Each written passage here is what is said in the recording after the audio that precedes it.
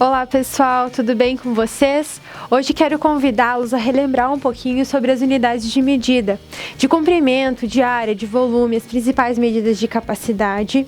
Eu sei que este é um conteúdo que a gente estuda lá no 6º ano, acaba aplicando no 7º, no 8º, mas muitas vezes a gente não lembra como é que a gente faz as transformações, como identificar uma medida de comprimento, área, volume. Então, eu quero que você neste momento pare um pouquinho para relembrar esses conteúdos matemáticos, as suas aplicações, porque eu tenho certeza que ele é um conteúdo extremamente importante dentro da matemática e em algumas outras disciplinas também, que depois, no 1º, 2º, 3º ano, vocês vão utilizar bastante. Às vezes você sabe um conteúdo dificílimo da matemática e lá no finalzinho, no final da resolução, pede para você apresentar esse resultado em uma outra unidade de medida e você acaba não sabendo essa transformação. E aí acabou com toda a sua resolução dificílima, pois não sabe no final fazer uma coisa tão simples como a transformação. Nós vamos começar com as unidades de comprimento, pensando que o comprimento é uma unidade linear, eu só tenho uma medida, comprimento. E aí a gente pensa que a unidade fundamental de medida do comprimento é o metro. E sabemos que existem aí unidades menores que o metro e maiores que o metro. Por isso a gente vai relembrar um pouquinho das nomenclaturas. Nós temos aí metro, as menores, decímetro, centímetro e milímetro, e as maiores, decâmetro, hectômetro e quilômetro. Certo? Então essas são as nossas unidades de medidas de comprimento e pensamos o seguinte: cada unidade é 10 vezes maior ou 10 vezes menor que a posterior ou a anterior. Como assim, prof? O quilômetro é 10 vezes maior do que o hectômetro. Então a gente pensa que do quilômetro para o hectômetro a gente precisa multiplicar por 100.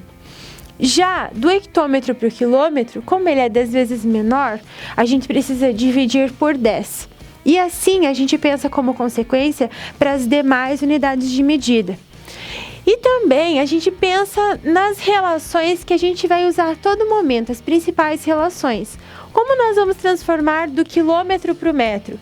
Como o metro está 3 casas antes do quilômetro, para a gente não precisar ficar fazendo vezes 10, vezes 10, vezes 10, a gente pensa que em 1 quilômetro são 1000 metros. Então pegamos o quilômetro e multiplicamos por 1000 e estamos no metro. Do metro para o quilômetro, operação inversa. Dividimos então por 1000. Sendo assim, a gente consegue colocar outras relações. Do metro para o centímetro, nós multiplicamos por 100. Do centímetro para o metro, dividimos por 100. Ou do metro para o milímetro, nós multiplicamos por 1000. Milímetro por o metro, dividimos por 1000. A gente pode pensar nessas relações que vão nos ajudar. Essas são as principais, então é legal você gravar isso.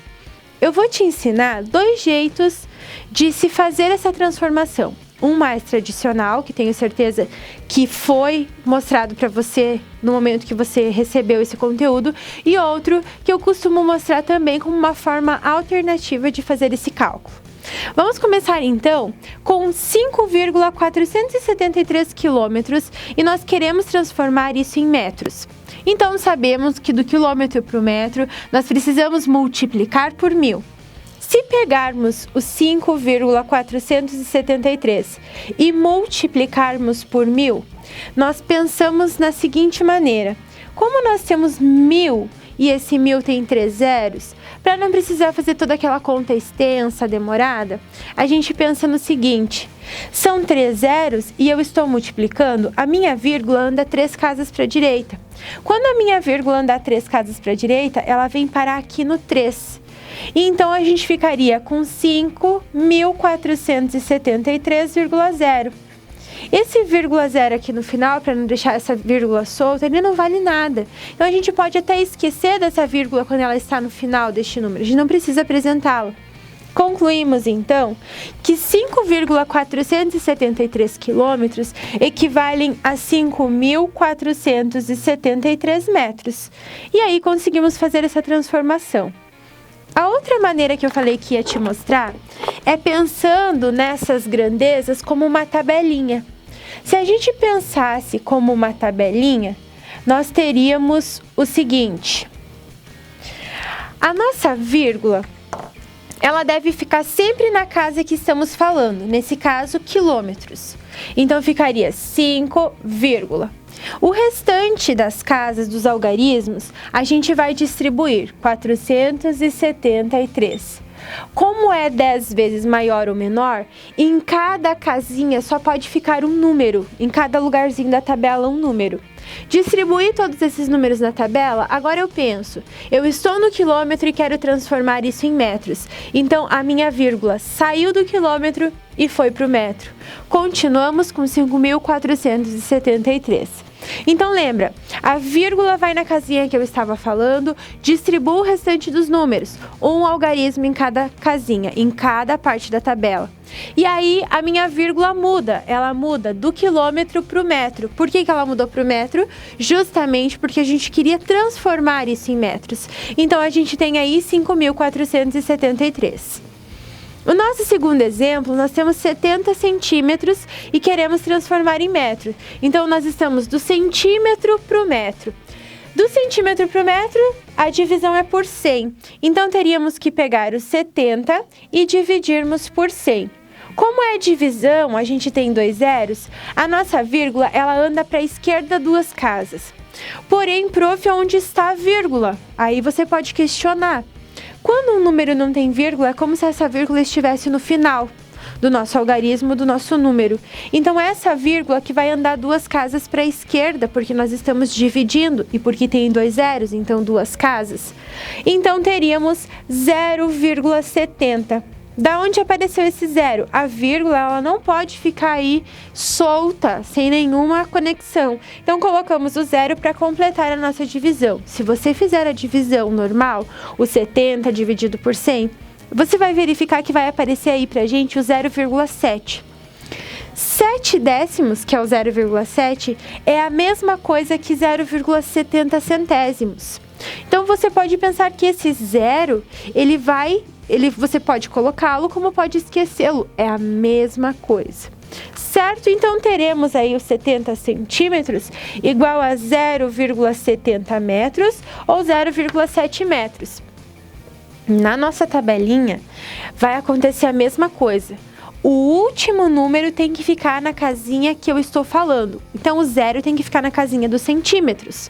O zero fica na casinha dos centímetros, o 7 no decímetros. Como a gente quer chegar no metro e não tem algarismo suficiente, eu coloco o zero e a vírgula no metro. Continuo com o 0,70 metros.